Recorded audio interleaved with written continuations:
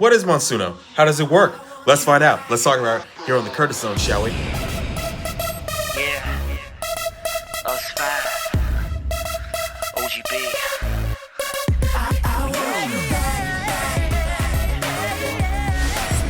Hello and hello again. Welcome to another episode of the Curtis Zone. I, of course, am your humble and handsome host, Dylan J. Curtis. And today we're doing an episode on Monsuno. I know I promised you guys an episode on Captain America versus Lady Shiva, but we had some licensing issues. Oh, and I hope that everyone has noticed my Power Rangers poster. For those of you who haven't, just look at it. I mean, come on. It's awesome, isn't it? For those of you who don't know, Monsuno is one of the many trading card games / toy games that was brought to life by Spin Master. So we're here to talk about it here on the Curtis Zone. Now, remember, hit that like and subscribe button for more content. And if you have any questions, comments, concerns, or if you just want to make a request for any episode, period, just leave it in the comment section down below, and I'll get back to you with my timid voice, my smiling face, my broad shoulders, and of course, my bouncing pecs. 3 pieces of news for everybody. The first piece of news is the fact that Kevin Feige is currently thinking about shutting down the entire MCU. I hope not, due to the fact that he has done a good job so far. So, let's all hope that he doesn't, shall we? The second piece of news from the world of DC, I hope that everyone has seen the trailer for Aquaman and the Lost Kingdom. This is important due to the fact that James Gunn is now staking everything on Aquaman yet again. He's staking the entire DCU on one movie yet again. He tried to do it with Blue Beetle. It didn't do so great the first week. The second week started doing all right. The third week did better. But now it is looking like he's going to be staking everything on Aquaman. So be on the lookout for Aquaman. I personally can't wait to see it. I saw the trailer. It looks fun. The final piece of news from the world of Warner Brothers yet again. They are still currently in talks to do a Mortal Kombat vs. DC Universe video game. This is due to the fact that Suicide Squad Kills the Justice League is looking like it's not going to be released due to the fact that Warner Brothers and James Gunn's new direction. I hope that it gets released due to the fact that I kind of want to see the Suicide Squad in a video game. I mean, come on, look at them. For now, let's talk Monsuno, shall we? And remember, hit the like and subscribe button, alright?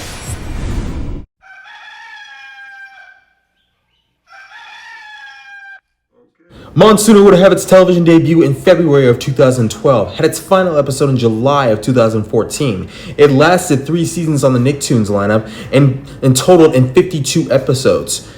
And like I said, it premiered on the Nicktoons lineup as well as Nickelodeon. Like I said before, Monsuno was a game that was brought to us by Spin Master, who also brought to us Redakai Conquer the Kairu and Bakugan Battle Brawlers. Now that the origin is out of the way, let's get into the fictional origin, shall we? And remember, hit that like and subscribe button.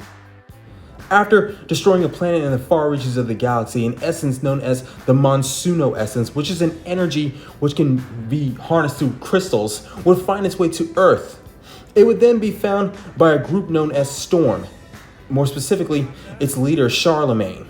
Charlemagne would then hire a scientist going by the name of Jared Suno to study and create more weapons for Storm using the Monsuno essence, and with the help of his assistant, he was able to do so. More specifically, he was able to create creatures out of it. When Jared Suno finally cracked the code, his experiments were groundbreaking. So groundbreaking, in fact, that Storm wanted to advance his research and they decided to give him extra funding. But when he refused, they decided to take everything from him. Jared Suno decided to hide the Monsuno in a vault that could only be accessed by Chase Suno, his son. This leads us to the first episode when Chase was on a camping trip with his friends on his way to his father's lab, but Storm caught him and decided to get him to open the vault with the Monsuno essence. After opening the biometric security vault, Chase Suno and his friends were about to be arrested by Storm.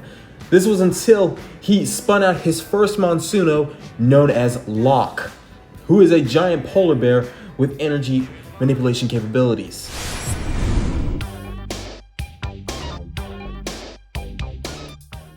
Now let's talk about important moments. There are 5 important moments that we're going to talk about. The first important moment is when we meet Baal the monk. You see, Baal is a monk who used to live in the library, but when his library was attacked by a group calling themselves the Dark Corps, Baal became skilled in the ways of Monsuno, and so he has his own Monsuno monster called Glowblade. Glowblade, which looks like a giant 3-headed snake. three-headed cobra to be precise, with blades on it. It was pretty cool to see, all right? And Baal is the most spiritual character in all of Monsuno, and I kind of like looking at him. I mean, come on, the guy's awesome. The second important moment is we're going to talk about is when we meet Dax. Dax is a very country kid, but he's also a thief. He's a bit of a thief, and he has his own Monsuno as well. He joins Team Cortec because he used to work with Jerry Suno, who happens to be the main character Chase Suno's dad, as I said before. However, Dax is a bit of a jerk, but we love him nonetheless, and he joins Team Cortec, and he stays with Team Cortec throughout the rest of the series. It was pretty impressive to see him, alright?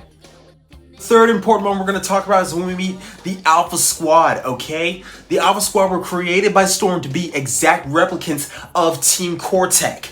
This is because Commandant Marshall really wants Chase Suno so bad that she is willing to create a version of him that is basically like him.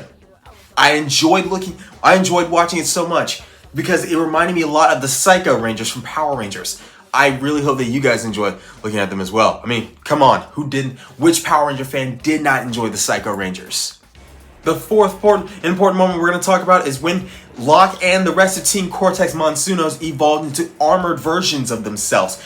And it's very important. This is due to the fact that it is the first and only time that they have ever evolved. It was pretty amazing to see it, guys. I hope that you guys watch it, okay?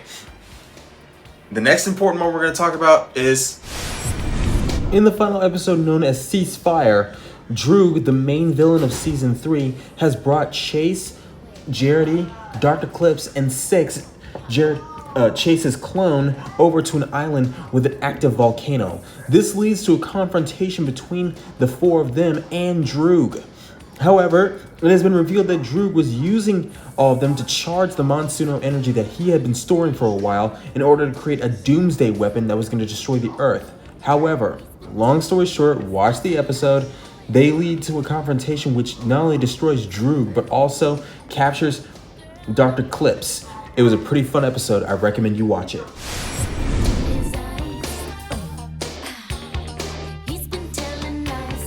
Now, I only have 3 favorite moments from Monsuno. The first favorite moment we're going to talk about is when we first meet Locke. Now, Locke is a giant polar bear, like I've said before, and he is pretty cool, alright?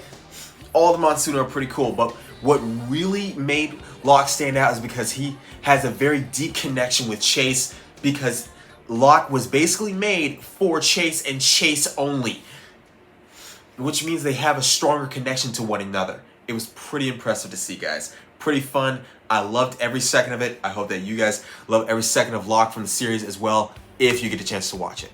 My second favorite moment is when we meet Quick Force. Now, Quick Force is a Monsuno for Bren, and later in the series, he gets destroyed. But later in the series, he comes back as Neo Quick Force. I loved it because Bren had a very strong connection with Quick Force. Not as strong as Chase and Locke, but I loved it nonetheless, and I hope that you guys like it too. My third favorite moment is when we meet Ginger's Monsuno, known as Charger. Charger looks like a giant ram, bison type thing. I liked looking at it because when we first meet Charger, we basically meet him when they're in a fight club fighting for their lives for Monsuno. I loved it. You'll love it. Sit back, relax, and enjoy it, guys. And you'll love Charger because he looks like a giant bison.